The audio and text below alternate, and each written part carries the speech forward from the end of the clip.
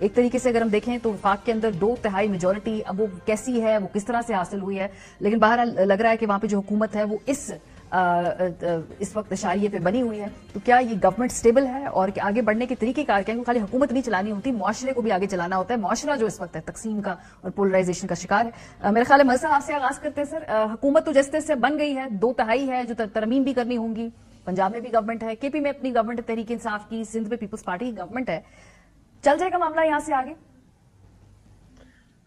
دیکھیے ماریا، ایک hybrid system ہے اور اب آپ کو بہت جلدی ایک ہائیبرڈ سینٹ بھی نظر آئے گی. بہت سے ہائیبرڈ سینیٹرز بھی آپ کو نظر آئیں گے اس کے اندر. تو جو سسٹم اس وقت چل رہا ہے، اور میرا خیال ہے 2018 کے بعد سے آنورڈز ہم دیکھ ہی رہے ہیں کہ ڈیموکریسی جو ہے وہ کمزور سے کمزور تر ہوتی جا رہی ہے اور ہائیبرڈ سسٹم مضبوط سے مضبوط تر ہوتا جا رہا ہے. اور اس کی میں 100% ذمہ داری جو ہے خود پاکستان کی سیاستدانوں کو اور سیاسی جماعتوں کو دوں گا کہ اگر ہم اس حد تک کمپرومائز کرتے چلے جا رہے ہیں کہ جہاں آپ کے اصول، آپ کے نظریہ کوئی کچھ نہیں ہے، تو پھر اور صرف یہ کہ میری حکومت چلتی رہے، تو میری حکومت جب تک جو چلانا چاہے گا وہ چلائے گا.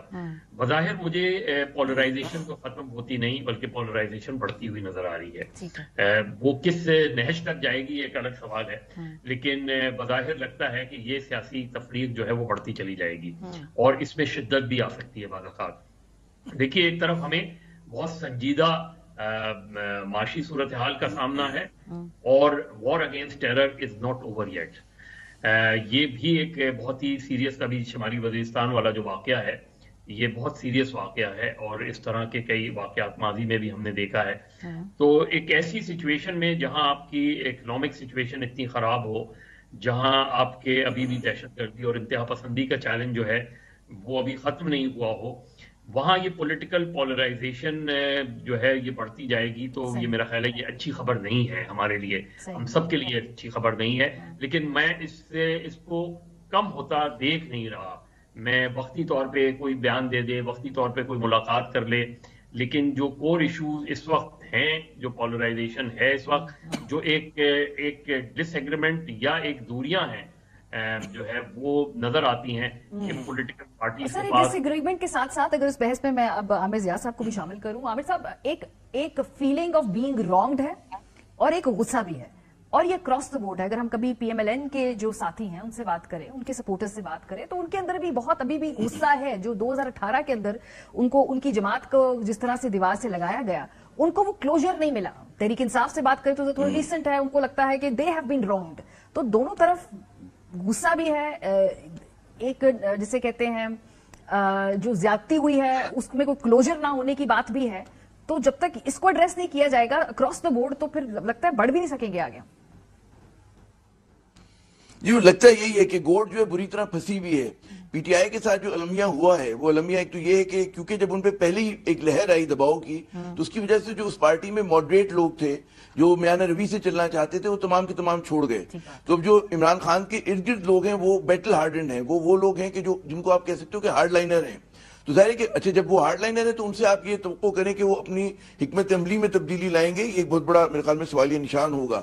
گو کہ پی ٹی آئی کو ذرا سا نہیں بلکہ کافی ری تھنک کرنا چاہیے اپنی حکمت عملی کے حوالے سے، کیونکہ جب سے ان کی حکومت ہٹی پی ٹی آئی کی اس وقت سے آپ دیکھیں کہ بے تحاشا لوگ ان کے جلسوں میں بھی شامل ہوئے، اور حتیٰ کہ ہم نے دیکھا کہ جب الیکشن ہوئے تو اس میں بھی لوگوں نے جوک در جوک آ کے ووٹ ڈالے، لیکن اس کے باوجود ان کی مشکلات میں اضافہ ہوا ہے.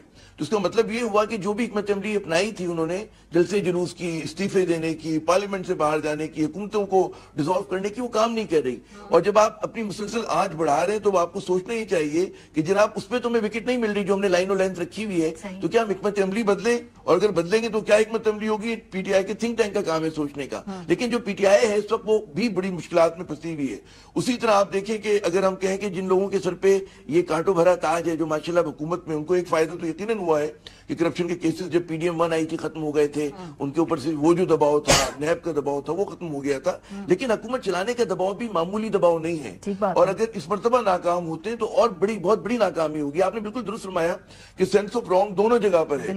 پی ٹی آئی کے لوگ بھی جو ہے وہ سمجھتے ہیں جی بڑی زیادتی ہوئی ہے، اور نون لیگ کے لوگ بھی سمجھتے ہیں، لیکن جو غیر جانبدار صحافی ہیں، تجزیہ کار ہیں، وہ یقیناً ان کو یہ سوال ان کا بنتا ہے کہ جناب کس دور میں زیادہ بڑی زیادتی ہوئی، کس کے ساتھ زیادہ بڑا جو ہے ناانصافی ہوئی، یہ ایک بہت بڑا سوال ہے. کیونکہ بعض لوگوں کا خیال یہ ہے کہ جب نون لیگ کے خلاف کارروائی ہوئی تھی تو پورا ماحول بنا ہوا تھا اور وہ اتنی مقبول جماعت نہیں تھی کہ جتنا ایک تاثر دیا جاتا ہے، اور اس کی ہمیں جھلک بھی نظر آئی. یقیناً مطلب ہے کہ انہوں نے لیکن سر دیکھیں کم یا زیادہ ہو، لیکن طریقہ کار اگر سیاسی جماعتوں کو کٹوسائز کرنے کا اگر یہ ایک روایت نہ ہوتی تو شاید یہاں تک معاملات نہ پہنچتے. اگر اس کی ایکسیپٹنس اس وقت نہیں ہوتی تو یہاں تک نہ پہنچتے. میں وہی کہہ رہا ہوں کہ یہ اینی بڈی اسٹیک ہے کہ جی کس کے ساتھ زیادہ زیادتی ہوئی ہے. ظاہر کہ نون لیگ والے کہیں گے جی ہم پہ بڑا ظلم ہوا اور پی ٹی آئی یہی بات کرے گی، لیکن یہ بات میں متفق ہوں مظہر صاحب کی کہ کوئی آپ کو اس وقت نظر نہیں آتا ہے، کیونکہ نہ حکومت میں آپ کو نیا ویژن نظر آتا ہے اور ڈی تھنکنگ نظر آتی، کیونکہ اقتدار اور اختیار ان کے پاس ہے. اور پی ٹی آئی جیسے میں نے عرض کیا وہ تو ہارڈ لائنرز کی پارٹی ہے اس وقت، تو پھر کہاں سے پہل ہوگی؟ جب تک نئی سوچ نہیں آئے گی، کوئی نیا گیو اینڈ ٹیک نہیں ہوگا، اس وقت تک مسئلہ حل نہیں ہوگا. الیکشن کے بعد رضا صاحب یوزلی ہوتا ہے کہ چلیں اب آپ نے جیسے 2018 میں بھی الیکشن ہوا، تحفظات تھے اپوزیشن کے، ٹف ٹائم شروع میں انہوں نے عمران خان صاحب کو اسمبلی میں دیا، لیکن پھر سیٹل ہو گئی بات کہیں نہ کہیں اور وہ حکومت چلی جیسے چلی، پھر وہ ایک آگے اس کا ایک کانٹیکس ایک ہسٹری ہے. الیکشن کے بعد یوزلی تھوڑے عرصے بعد جو ہے چیزیں سیٹل ہو جایا کرتی ہیں. اگین میں یہ کریکٹ یا رانگ یا رائٹ کی بات نہیں کر رہی، میں یہ اپنی ہسٹری اپنے ملک کی دیکھ کے اس کے کانٹیکس میں بات کر رہی ہوں. لیکن ابھی ٹھہرنے نہیں ہے چیزیں، ایک ابھی بھی ہیجان ہے. کیا آپ کو بھی لگتا ہے کہ پولرائزیشن ابھی کنٹینیو رہے گی؟ کہیں سے بھی کوئی پیچھے اس وقت گنجائش ہی نہیں ہے ہٹنے کی کسی کے پاس بھی؟